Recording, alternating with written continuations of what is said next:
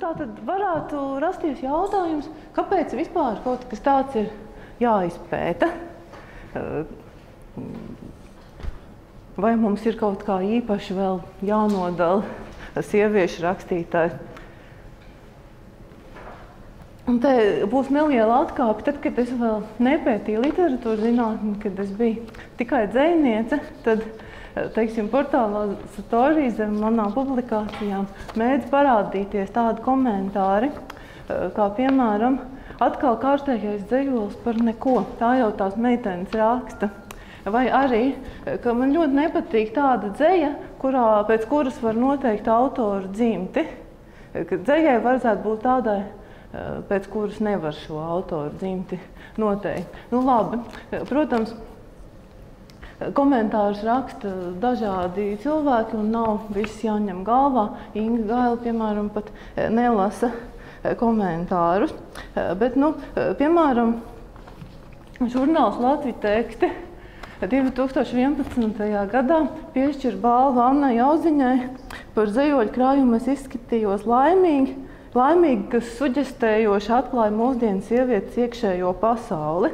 Nākamajā gadā balva tiek piešķirta Ingai Gailai par pirmo reizi latviešu dzejā tik mērķtiecīga un asti problematizētu sievietes tēlu.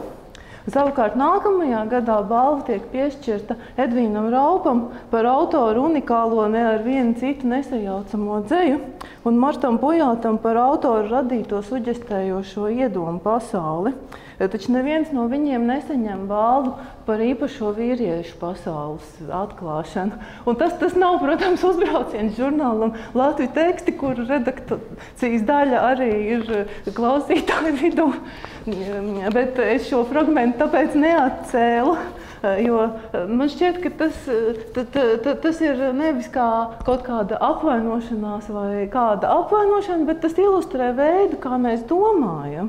Nu, kā arī, nu, arī es pati tādā veidā visu mūžu esmu domājusi. Respektīvi, ka vienmēr ir par pašsaprotamu ticis uzskatīts, ka rietumu literatūras pārstāvis, vai tas būtu rakstnieks vai lasītājs vai literatūra kritiķis, ka tas ir vīrietis. Nu, lūk, un tātad, ka vispār cilvēciskais rietumu kultūrā izpaužās kā vīrišķais, un sievišķais vienmēr tiek parādīts kā atšķirība no vispār cilvēciskā. Tagad joprojām varam jautāt, ka, ja teiksim, var pieņemt pēc šī ievada, ka man tas nepatīk, kāpēc man tas vēl ir īpaši jāuzsver, atbildot uz šādiem jautājumiem un veicot tādus pētījumus. Tad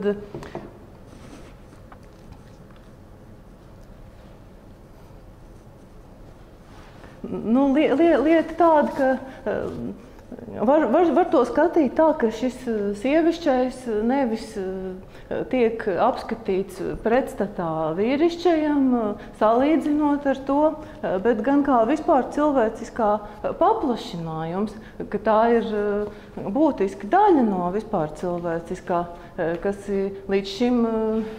līdz nesenam laikam, teiksim, nav tikusi skatīta. Lai gan Džudita Butlere savā dzimtes nemierā vispār parāda, ka pats jēdziens sieviete ir kultūras konstrukcija, bet praksē joprojām ir ļoti daudz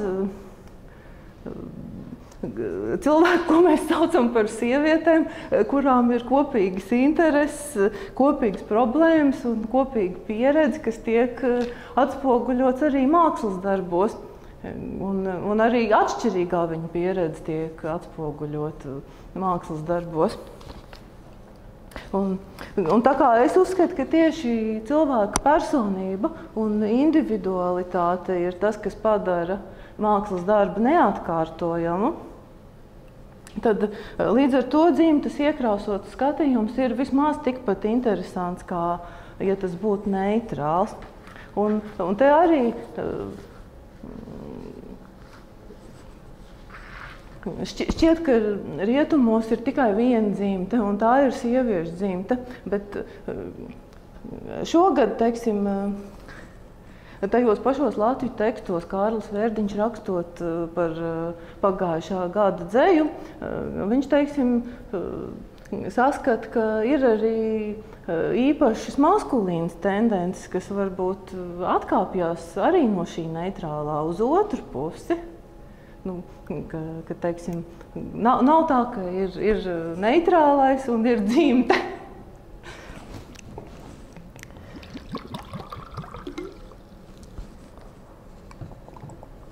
Ko es pati šai sakarā gribu pētīt?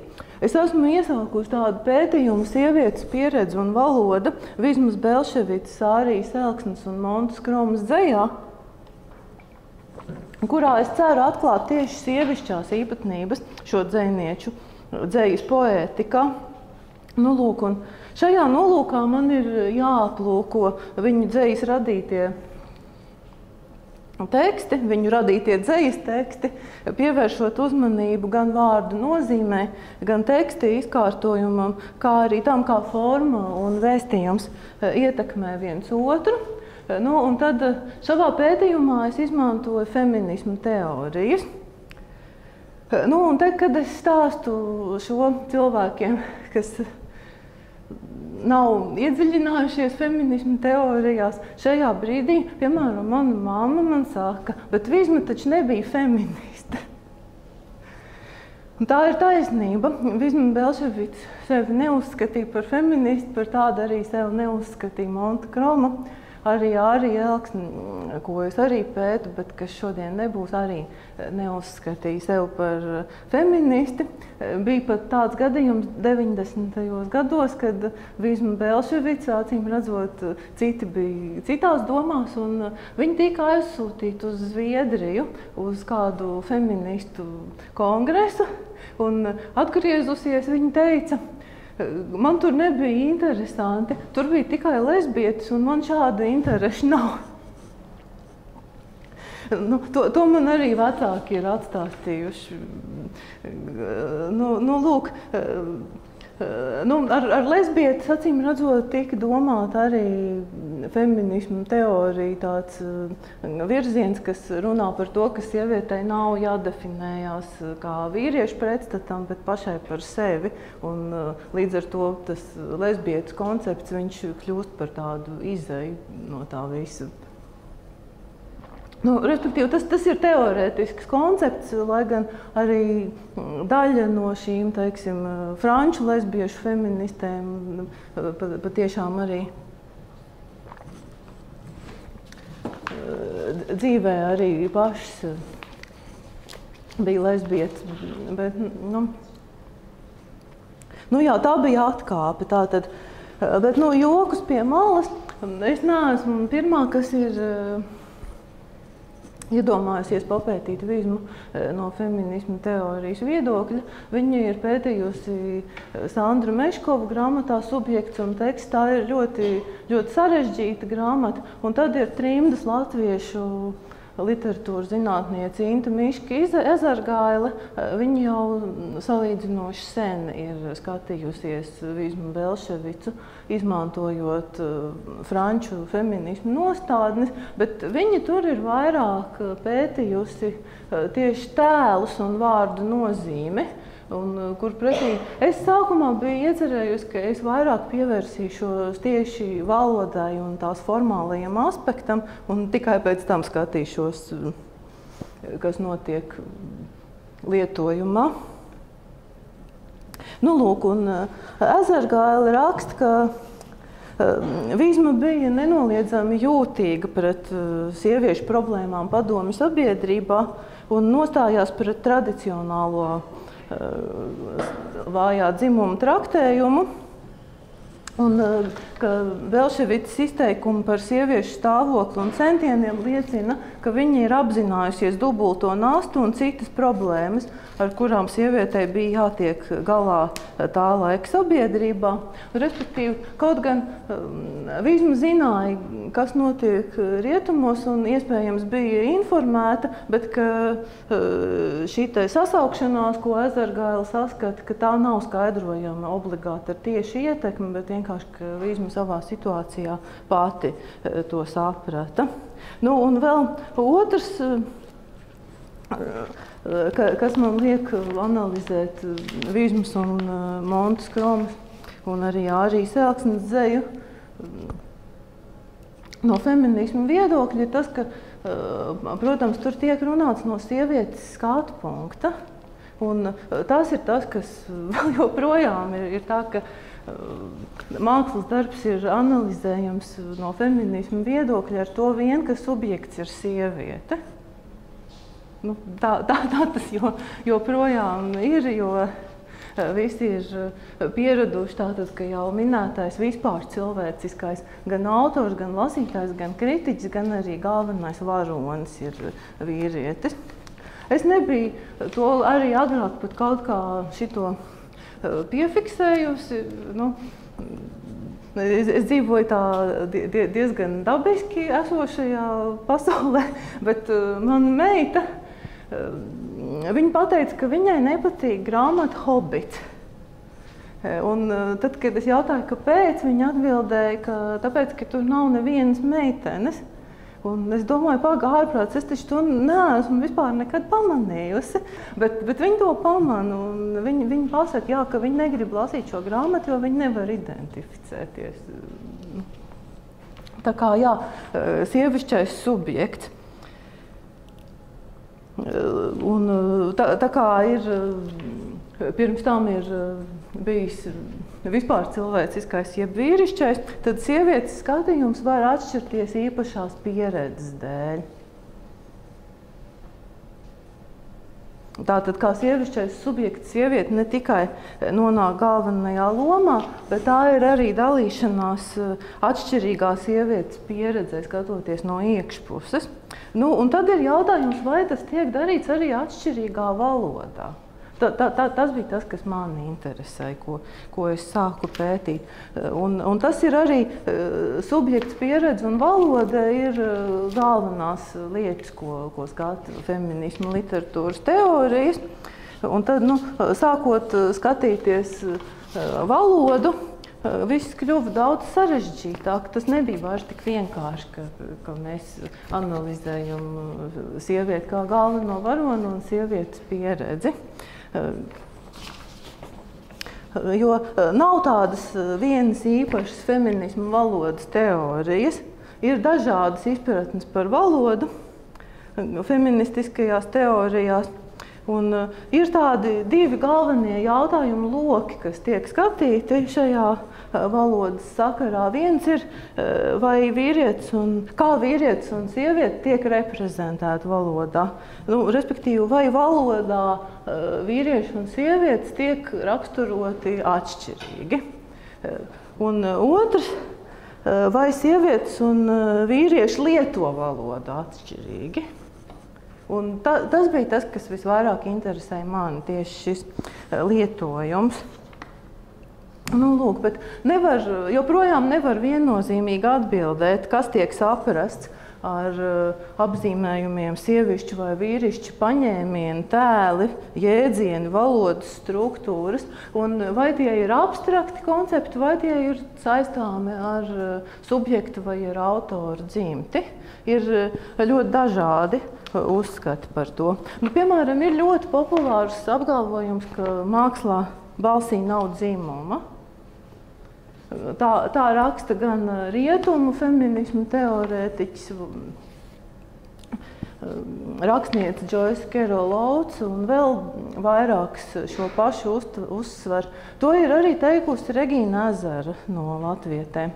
Kaut gan, teiksim, man lasot Regīnas Ezeras darbus vienmēr ir licies, ka viņas mākslā jau gan balsī ir dzimums, ka varbūt mūzikā vai abstraktajā mākslā var tiešām no tā abstrahēties. Te ir vēl viena atkāpe.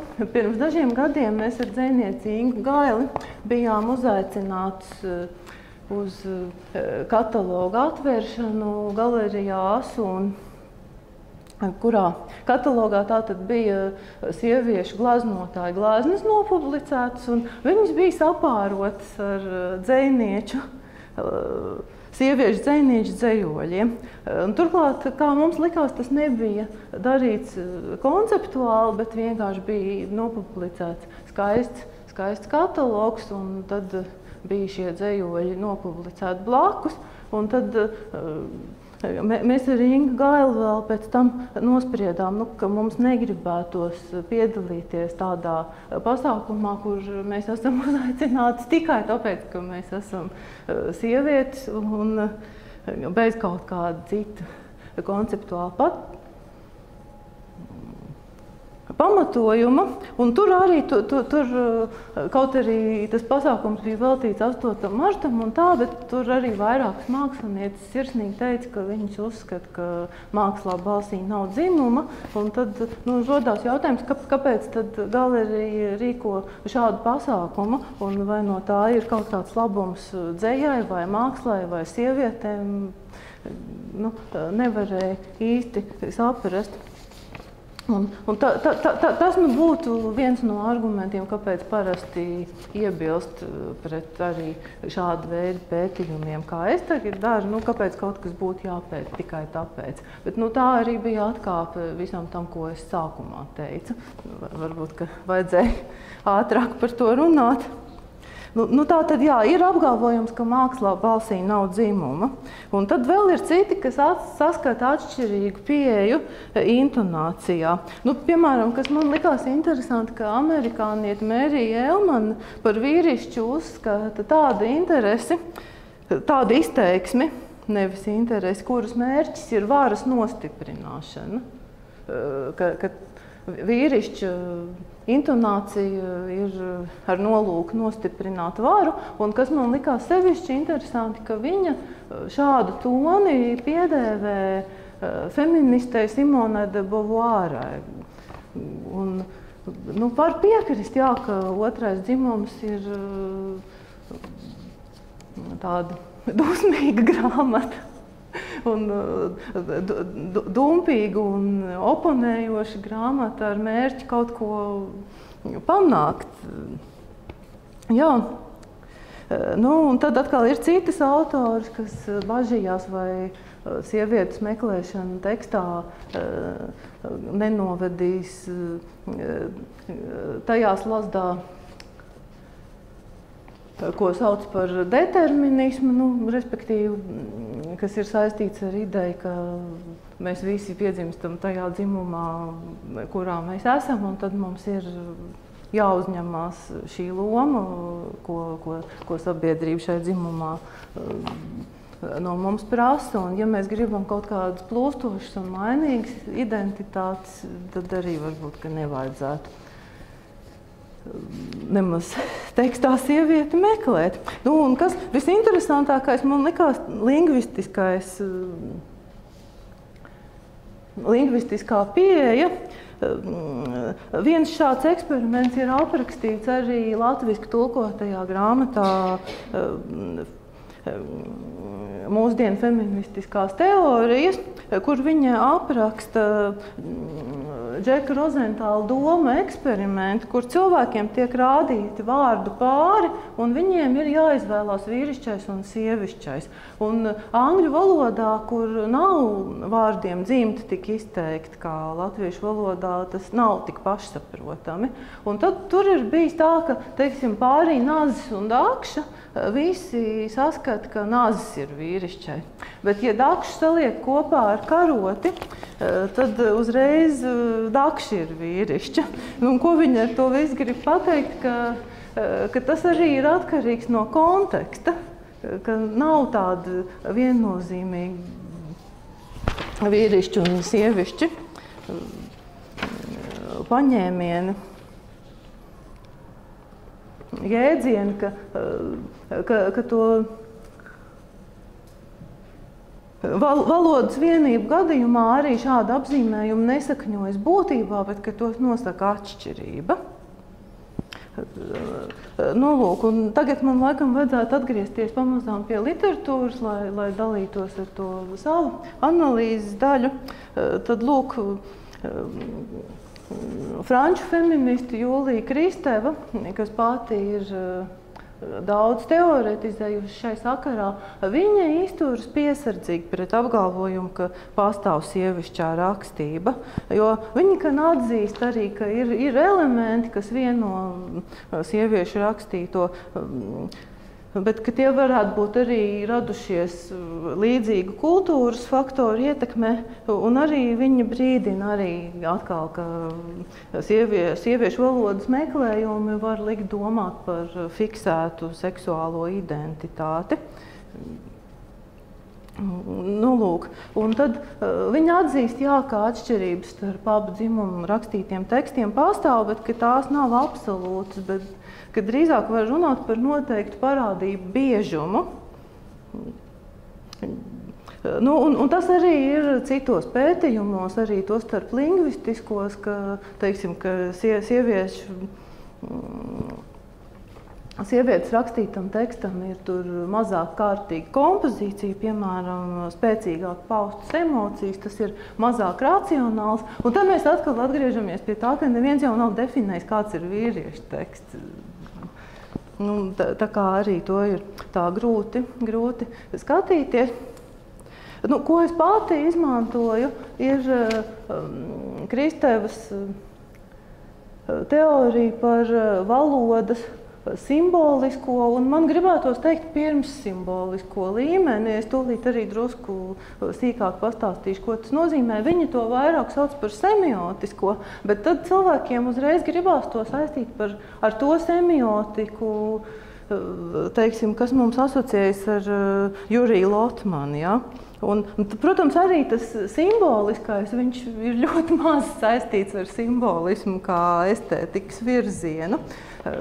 Bet nu, ir tātad divi tādi nosaukumi, ko Kristeva attiecina uz valodas līmeņiem. Un, tātad, nu, viņi tur izmanto Lakāna psihoanalīzes teoriju, un tagad es gari neizplūdīšu.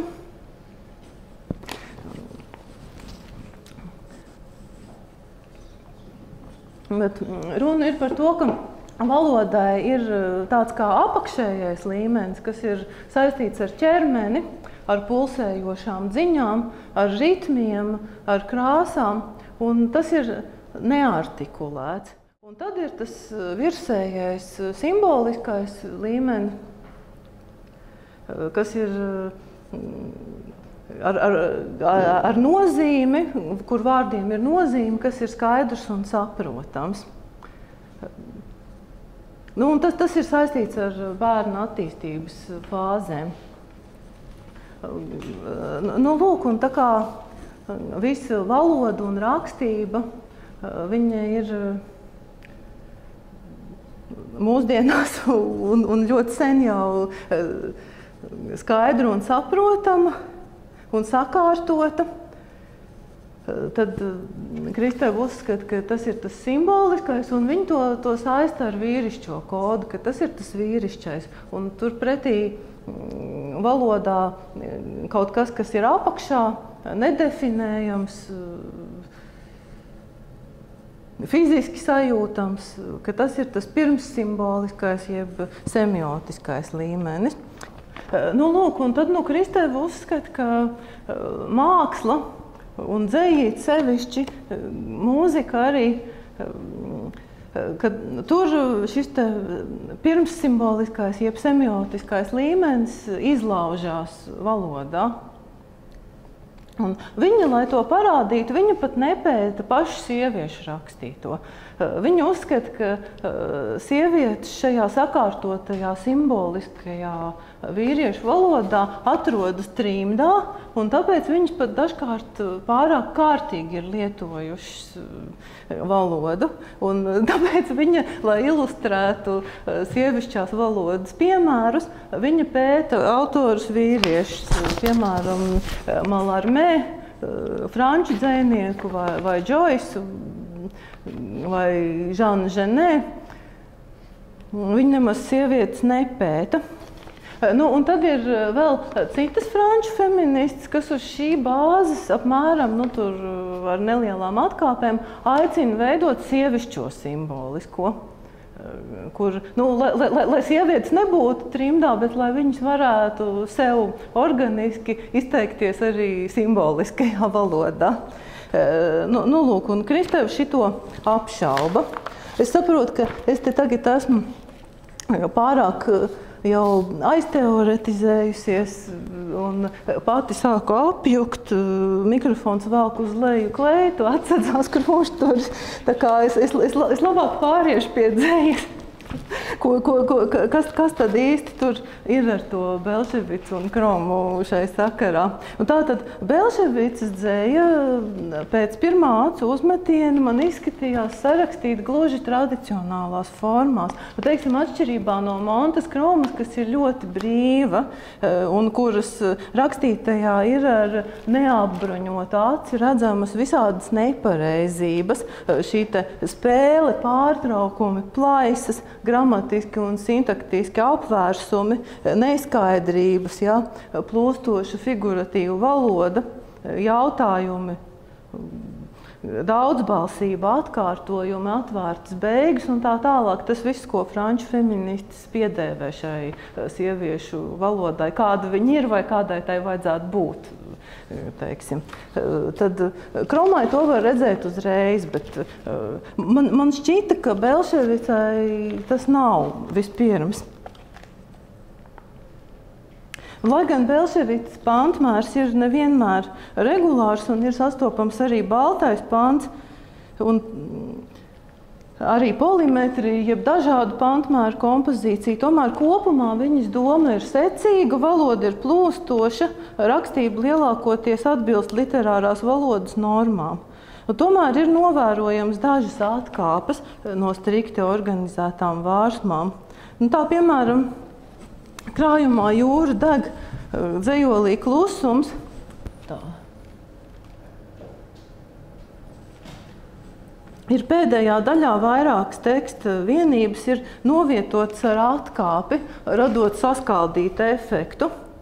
Vairāk vārdu savienojumi ir fragmentāri izsaucieni, tik jaunai nosirmot, tik jaunai pagurt jūra, kas liek domāt par spontānu saraustītu runu, kurā šīs te frāzes ir pakārtotas elpas ievilkšanai. Un arī daudz punkti pastiprina šo iespaidu. Tātad te var saskatīt pirmo saikni ar ķermenisko, kas it kā kāda ir vai kādai jābūt sievišķai valodai, kas ir saistīta ar ķermeņa reakcijām. Un tad arī citā dzejolī no krājuma Maderās dzejolī Vīteņroze ir tādas arī fragmentāras frāzes trešajā rindiņā. Vēl jau nenes, vēl jau dzīva, vēl jau nav nekā, kas arī imitē to domu gaitu. Kas it kā nav nemaz tik pašsaprotami. Es, piemēram, tagad skatījos Aspāziju uz Aspāzijas konferenci, un tur nemaz tādu fragmentos sašķeltas vietas nemaz nebija. Un tad tālāk arī šeit teksts ir vēl pie tam grafiski arī saskaldīts, izmantojot atkāpes. Un te ir arī konsekventi mainīt latviešu valodai ierastā vārdu kārtību teikumos. Te gan nebūs tas gadījums, par ko runā Jūlija Kristeva, analizējot franču valodā rakstītus tekstus un atsaucoties uz Malarmē domu, ka sintakses ievērošana traucē dzejniekam sekot savam iekšējam ritmam. Tātad Kristeva problematizē spriedzi starp ritmu un sintaksi, kas latviešu valodā varbūt nav tik izteikti, jo latviešiem sintaks ir elastīga. Tomēr šeit tā mainītā vārdu secība viņa rāda ritmu, kas pastiprina dzejolī uzdoto jautājumu emocionālo intensitāti. Un līdzīgi arī kā iepriekšējos piemēros, arī šeit dzejolī Prometēja kliedziens. Tātad lejupējošā pakāpienā izvietot vārdi un izsaucieni. Un tad gadu gradzena slavenajā dzejolī par vārdiem ir šķietami normāli izvietotā un atskaņotā, ar nelielām atkāpēm, tomēr Trohajā figurē arī atsevišķi nodalīt vārdi un to savienojumi, kas izjauc teikumu plūdumu un padara dzejoļa skanējumu skarbāku. Savukārt šeit dzejolī sastingt tā saskaldītā informācija, fragmentārisms un neregulāri izvietotās frāzes rada abstraktāku un netik vijīgi saistītu izteiksmi. Un šeit to it kā nepareizību pastiprina pieturzīmju un lielo sākumburtu trūkums, kas citur Belševicā ir rūpīgi lietoti, kas arī nemaz nebija 60. gados tik pašsaprotami. Un tad ir dzejolis Ugunsziedi, jeb piemineklis Jūlijam Divkociņam, kurā verlibras mijas ar balto pantu, vietām parādās atskaņas, bet šeit parādītajā beigu daļā ir negaidīta rindkopa prozā. Tātad formas maiņa, iestarpinājumi, izsauksmes vārdi, kas liek izjust tekstu kā tādu dzīvu, spontānu iekšēju monologu. Līdzīgi kā kad glaznotājs glazno vala prīma vienā paņēmienā. Lai gan dzejolī, protams, nevar pārliecināties par metodas autentiskumu. Un tad tie pasvītrojumi ir mani Belševicai, viņi nav tādi mazi vārdiņi ir. Un runājot par to semiotisko līmeni, visinteresantākā parādība man Belševics dzejā likās dažādu neartikulētu un bieži vien dabā vai vidē sastopāmu skaņu sasaistīšana ar cilvēcisku nozīmi. Tā, piemēram, šeit dzejolī es svilpoju jūras krastā, tur ir tradicionāli atskaņotas 4 rindas, bet viņas mijas ar 3 rindēm, kur vārds plaukstu, šeit viņš nav, bet tur ir tā: paver plaukstu, puika brūnais, paver plaukstu, draugstu mans. Un tad tas draugstu mans, viņš ir tādā ritmā, it kā viņi svilpotu, ka uz tās svilpošanas tās viņi uzliek tos vārdus, to draugstu mans. Ķermeniskā patika tātad ņem virsroku un vienlaikus tiek uzsvērts tas personiskais saturs. Citā dzejolī jau pēc 10 gadiem iznākušā krājumā paņēmiens ir pielietots jau konsekventāk. Šis vispār ir mans vismīļākais piemērs tajā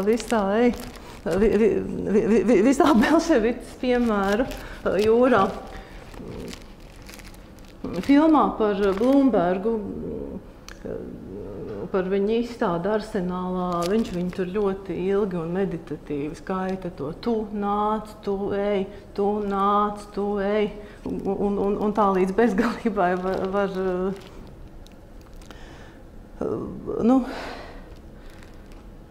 respektīvi, ka dabas skaņas arī tiek apcilvēciskotas ar nozīmi. Un man šķiet, ka šeit vislabāk var saskatīt to Kristevas izdalīto semiotiskā, jeb pirmssimboliskā un simboliskā valodas līmeņa mijiedarbību, kā viņi saužās vairākos slāņos.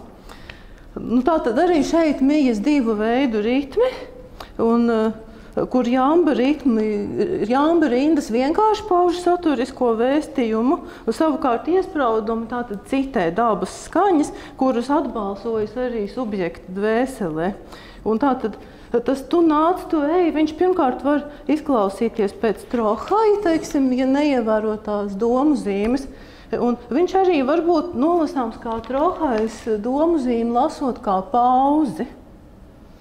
Taču svarīgāk man šķiet, ka šeit katrs vārds ir uzsvērts un ir atkārtojams transa stāvoklī.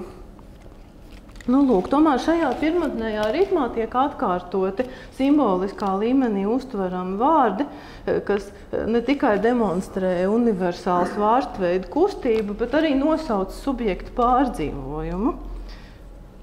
Un arī man šķiet, ka šeit arī ir ceļš uz to sievišķo simbolisko, ko cits franču feminisma autors ierosina, jo tas simboliskais, tas nozīmes līmenis, viņš ir drīzāk jautājošs un atvērts, nekā apgalvojošs un iekarojošs. Tātad te var runāt gan par semiotiskā dominanti, gan par sievišķo simbolisko. Un līdzīgi arī citā dzejolī Dziesmiņa lietainā naktī izpaužas lietu ritms. Tātad tu guli un starp mums guļ tālums un tālums, lietus šaltīs san un lāsas skan un skan un skan pa asfaltu, pa jumta skārdu. Tu guli un starp mums guļ tālums un mani vārdi naktī skrien, pa lietu brien, pa peļķiem brien, pa tumšiem ceļiem mani vārdi. Un lietus nelīt nevar, kaut arī zin, ka lāsēm plēst, pret akmeņu šķilām trauslās krūtis. Ja, ka tātad tas nevar, tā kā lietus līdz šeit arī dabas skaņas sabalsojas ar cilvēka iekšējām un ir tulkojums sajūtu valodā. Un savukārt simboliskajā līmenī viņi runā par nespēju verbāli sazināties ar otru cilvēku. Un Jūliju Kristevu vēl vairāk par sievietes rakstītāju īpatnībām interesē tas, ko sieviete nepasaka. Tātad viņa problematizē klusumu. Un, ja citi poststruktūrālisti to traktē kā subjekta nespēja piekļūt pie valodas resursiem varas attiecību ietvaros, bet feministi kā sievietes nespēja uzveikt dominējošā vīriešu balsi un iegūt savējo, tad Kristeva to aplūko savas teorijas, citas savas teorijas kontekstā, ko sauc objekcijas teorija, un tas nozīmē riebumu, ka sievišķais subjekts, piemēram, meitene atdaloties no mātes, izjūt riebumu, un tad, ja ir traucēta subjekta nošķiršanās no mātes un identificēšanās ar tēvu, tad valoda var iebrukt. Un šo, piemēram, Sandra Meškova saskata Belševicas billē. Un tomēr pēc Kristevas domām valodā ir potence artikulēt ziņas, un jo īpaši poētiskā dzejas valoda tādā veidā spēja atbrīvot no šīs objekcijas jeb riebuma, un šķiet, ka konkrēti billē subjekts, ja tā ir pati vizma, tad vēlāk ir spējusi to veiksmīgi pārvarēt un savā poētiskajā valodā izcili apvienot semiotisko ar simbolisko. Un klusumu, kas ir piedzīvots dažādu iemeslu dēļ, ka viņa nav varējusi runāt, tad viņa pēcāk arī daudzkārt apzināti problematizē dzejā. Piemēram, ir dzejols par vārdiem, ko es šeit vēlreiz nerādīšu. Tas ir slavens dzejols, kur tad, kad Belševics cieta no represijām, tad tas, protams, bija par to, ko viņa ir pateikusi, un dzejols ir, ka vārdi pie viņas ir sapnī atnākuši un baidās, ka viņus atkal tiesās. Un šeit tātad vienā no Belševicas skandalozākajiem dzejoļiem krājumā Gadu gredzeni, tātad piezīmes uz Livonijas kronikas malām, tad šeit ir ļoti daudz šis klusums, tātad tās svītras, tas nozīmē klusumu, to, kas vai nu nav pateikts, vai ko viņš nav pierakstījis, kas ir izdzēsies, un mēs tikai varam iztēloties, kas tas būtu varējis būt. Un šāda te Belševicai ir vēl šur tur, un tāda ir arī Aspāzijai.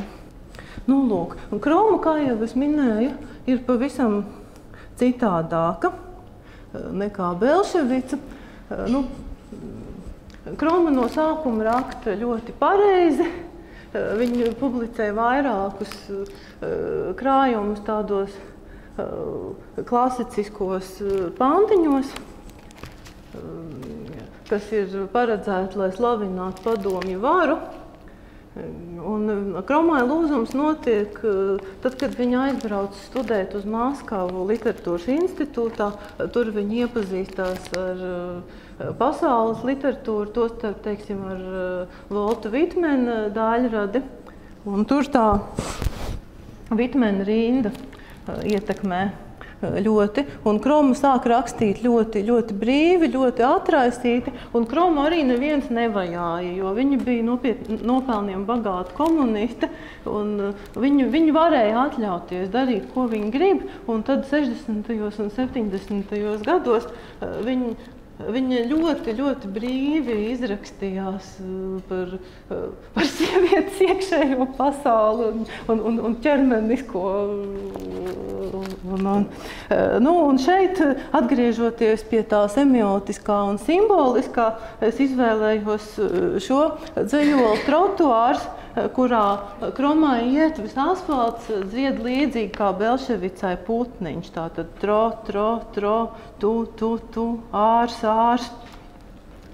Ka vārds ir sadalīts zilbēs, kas atkārtojas veidojot ritmu, kādā cilvēka soļi skan uz asfalta. Un radot iespēju, ka varoni iet pa ietvi un savu soļu švīkstoņā viņi sadzird dzejoli. Un turklāt arī subjekts ļoti labi apzinās šo juteklisko uztveri, jo minēti tiek ritmi. Arī dzejolība, arī šeit citētajā fragmentā arī ir ritmi. Un šeit tātad arī semiotiskais, tas skaņas atbalsošanās līmenis pāriet simboliskajā, kur viņi to izsaka ar domu. Un līdzīgs process arī notiek vēl citā Kromas dzejolī, kurā ir nosauktas krāsas. Lai gan krāsām arī kultūrā ļoti bieži tiek piešķirta simboliska nozīme. Taču Kristeva tajā savā teorijā uzskata, ka krāsās, tāpat kā balsī vai žestos, tiek strukturēts vokālais un kinētiskais ritms. Un kā ar chromatiskajām vienībām, līdzīgi kā ar kinētiskajām vienībām vai ar skaņu, tiek marķētas pulsējošās dziņas.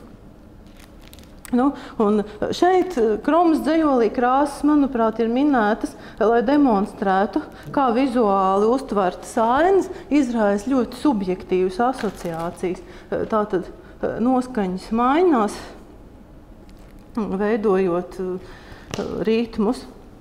Un šī ritmiskā krāsu nosaukšana rāda personiskas attiecības individa jutekliskā uztvere. Un šķiet, ka šeit tās krāsas arī ir brīvas no papildu jēgas. Teiksim, Kromā ir arī vēl citi dzejoļi, kur ir krāsa un kur, teiksim, zila krāsa tiek saistīta ar tālumu un dzeltena ar tuvumu. Bet šis ir labāks piemērs, kur viņš ir abstraktāks. Un arī Kromai gan šajā, gan daudzos citos dzejoļos ir izkārtojumam raksturīgas grafiskas nobīdes, taču tās neveido konkrēti nolasām attēlu, bet gan palīdz uztvert teksta ritmu. Un Kromas dzejoļu krājuma nosaukums Lūpas tu, lūpas es sasaucas ar Līsas Irigarais eseju, kad mūsu lūpas sarunājas, kas arī ir tulkota un publicēta grāmatā Mūsdienu feministiskās teorijas. Tātad Irigaraja, kurā aicina veidot sievišķo rakstību, kas ļautu sievietēm pašām sevi apliecināt sev raksturīgā veidā, neatdarinot vīriešus, šajā esejā nevien pauž savus uzskatus, bet arī vienlaikus demonstrē, kāda šī valoda varētu izskatīties. Viņa raksta tā: es tevi mīlu, mūsu lūpas nespēja atrauties, lai izteiktu vienu vienīgu vārdiņu. Vienu vārdu, kas pateiktu vai nu tevi vai mani, vai līdzinieki. Viņa, kas mīl, viņu, ko mīl, slēgts un atvērts, vienam otru nekad neizslēdzot, viņi saka, ka mīl viens otru kopā. Lai izteiktu vienu precīzu vārdu, tām būtu jāpaliek saurup, jāpaliek pa gabaliņu, ar vienu vienīgu vārdu pa vidu. Eseji franciski ir publicēti 76. gadā, kamēr, kā mēs redzam, Monte Kroma padomi Latvijā jau 60. gados raksta pavisam negaidītā veidā, nonākot ārpus sava laika literārās tradīcijas un valodas normām. Tātad lūpa tēls krājumā lūpas, tu lūpas, es tiek apspēlēts gan titulu dzejolī, gan vairākos citos, ieskaitot šo, bieži vien saraustītā intonācijā. Es jums šeit tā kā no sākuma pirmajā daļā vēl visu var saprast, bet tad varat paskatīties, kā tur aizvien nesakarīgāk, it kā tas ritms veidojās uz dzejoļu beigām. Lai gan Kromas dzejolī, kas ir atšķirībā no Irigarais esejas, kas ir adresēta citai sievietei, tad Kromas tēlotās attiecības atbilst patriarchālajiem lomu dalījumam, respektīvi šeit tu ir aktīvs, tavas lūpas ir tās, kas lāsītu uzpoši, kamēr manas paliek kā veidojums. Tomēr šeit atkārtojumi un tā jauktā neregulārā struktūra nojauc precīzi robežu starp tu un es. Kā jūs redzat, kā tur sajaucās tās manas un tavas? Un tas ir līdzīgi, kā demonstrē Irigarai. Un savukārt aprakstītā pieredze ir izteikti ķermeniska un nevar saprast, vai tur ir seks vai lietus vai abi. Un ko ir iespējams no tā visa secināt? Tātad, ka abām dzejniecēm ir raksturīgas pirmssimboliskā jeb semiotiskā līmeņa izpausmes valodā, un ka abu atšķirīgo poētiku vieno tāda ķermeniski tverama pulsācija, kā atkāpes no valodas normām ir vairāk raksturīgas Kromai nekā Belševicai. Bet kopumā tās var interpretēt gan kā pirmssimboliskā, jeb semiotiskā izpausmes, gan arī sievišķā simboliskā manifestācija.